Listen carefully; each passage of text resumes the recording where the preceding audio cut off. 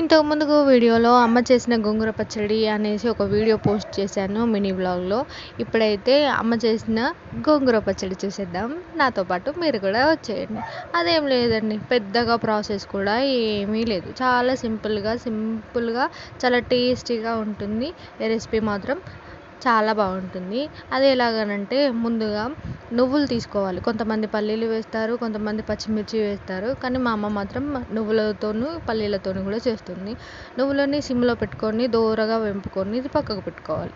తర్వాత అదే ప్యాన్లో కొంచెం ఆయిల్ వేసి, ఇప్పుడు చూపిస్తున్న విధంగా మీరు ఎంత స్పైసీ తింటారో అంత కారం వేసేసుకొని దాన్ని కొంచెం వేపుకోవాలి. దాంట్లోనే ఉప్పు వేసుకోవాలి, కారంలోనే ఉప్పు వేసుకొని వేపేసుకొని తీసేసుకొని, తర్వాత చూసారా ప్రాసెస్ ఎంత బాగా వచ్చిందో, తీసుకొని వేసుకొని పెట్టేసుకొని అనేసి దాంట్లోనే కడిగిన గోంగూరని అదే ప్యాన్లో కొంచెం ఆయిల్ వేసి మళ్ళీ అందులో వేసేసి మూత పెట్టుకోవాలి. ఆయిల్ ఎందుకనంటే ఇప్పుడు మనం గోంగూర వాటర్లో కూడా వేసుకోవచ్చు, కానీ గోంగూర ఉడుకుతూ ఉన్న కొద్దీ దాంట్లో వాటర్ ఆల్రెడీ అయిపోతుంది. చూసారా, మా అమ్మ వాటరే పోయలేదు, కానీ వాటర్ చూసారా ఎంత వాటర్ వచ్చిందో. అందుకనేసి కొంచెం ఆయిల్లో వేస్తే దాని టేస్ట్ బాగుంటుందనేసి అమ్మ ఎప్పుడూ ఆయిల్లోనే వేయించుతుంది. దాని తర్వాత ఇప్పుడు ఉడికిపోయింది కదా, దీన్ని తీసి పక్కకు పెట్టేసుకోవాలి. ఇప్పుడు ఇది చల్లారిన తర్వాత బాగుంటుంది, అంటే నూరడానికి బాగుంటుంది. మనం రోట్లో వేసుకుంటాం కదా, పల్లెటూర్లలో ఎట్లా అంటే రోట్లో వేసుకునే దంచుతారు. అమ్మ అయితే నువ్వులను ఫస్ట్ దంచుతుంది చూడండి. నువ్వులను బాగా మెత్తగా దంచుకోవాలి, ఎందుకంటే మళ్ళీ గోంగూర పచ్చడిలో తగులుతూ ఉంటాయి, క్రంచీగా తగులుతూ ఉంటాయి. అలా కాకుండా మెత్తగా దంచుకోవాలి. తర్వాత కారం, ఇప్పుడు మనం వేపుకున్న కారం ఉంది కదా, ఆ కారాన్ని కూడా అందులోనే వేసుకొని మంచిగా రుబ్బుకోవాలి.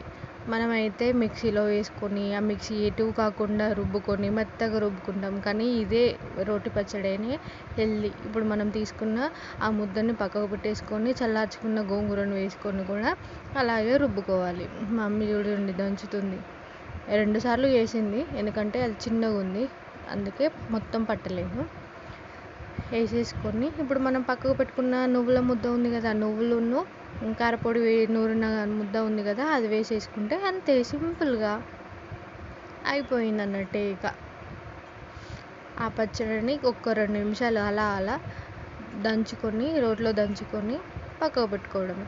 అసలు రోట్లో ఏ పచ్చడి చేసినా కూడా బాగా టేస్టీగా ఉంటుంది కదండి. మీకు కూడా రోటి పచ్చడి అంటే ఇష్టమా? అవునా కదా, కామెంట్ చేయండి. తర్వాత పోపు కోసం కొంచెం ఆయిల్ వేసి దాంట్లో జీలకర్ర ఎండుమిర్చి వేసి పోపు పెట్టుకోవడమే. మనము ఆ పోపులో ఇంగువ వేస్తారు, మా సైడ్ అయితే ఇంగువ అలాంటివి అయితే ఏమీ వేయరు. మా సైడ్ బాగానే నార్మల్గానే వేస్తారన్నమాట. ఇట్లా రంగు మారాలి, ఎందుకంటే మనము గోంగూర పచ్చడి తింటున్న కొద్దీ ఇవే టేస్ట్ ఇస్తాయి అన్నమాట. ఈ ఎండుమిర్చి బాగా టేస్టీగా ఉంటుంది. తర్వాత కోసి పెట్టుకున్న ఉల్లిగడ్డని వేసుకోవడమే. కొంతమంది పచ్చి ఉల్లిగడ్డ కూడా వేసుకుంటారు, అలా కూడా టేస్ట్ ఉంటుంది, కానీ ఇది వెరైటీ. తర్వాత దానిపైనే కరివేపాకు వేసుకొని అంతే, పోపు అయిపోయినట్టే. ఇక దాన్ని ఒక 2 నిమిషాల్లో కలర్ చేంజ్ అయ్యేంత వరకు ఉంచేసుకొని దాంట్లోనే గోంగూర వేసుకుంటే సింపుల్గా టేస్టీగా ఉంటుంది. మీరు కూడా ఒకసారి ట్రై చేయండి. ఇలా ప్రతిసారి ఒకటే వెరైటీగా చేసుకొని బోర్ కొట్టుంటుంది కదా, అప్పుడప్పుడు ఇలా కూడా ట్రై చేయాలండి. అంతే, మనం నూరు తీసుకున్న అంటే రోటి పచ్చడి రెడీ అయిపోయినట్టే. దానిపైన ఒక 2 మినిట్స్ లో ఫ్లేమ్లో, అంటే మొత్తం సిమ్లో ఇట్లా ఆయిల్ పైకి వచ్చేంత వరకు దాన్ని ఉంచితే సరిపోతుంది. సింపుల్ అండ్ టేస్టీ గోంగూర, అది కూడా అమ్మ చేతితో. ఇంకేమైనా అమ్మ చేతితో ఆ వంటలు చూడాలనుకుంటే కామెంట్ చేయండి. ఓకేనా మరి, thanks for watching this video. అలాగే సబ్స్క్రైబ్ చేసుకొని వాళ్ళు ఎవరైనా ఉంటే సబ్స్క్రైబ్ చేసుకోండి, కొంచెం సపోర్ట్ చేయండి. Thank you, bye. అయ్యయ్యో మర్చిపోయానండి, టేస్ట్ ఎలా ఉందో నేను చెప్తాను. మీకు నచ్చితే మాత్రం కామెంట్ చేయండి.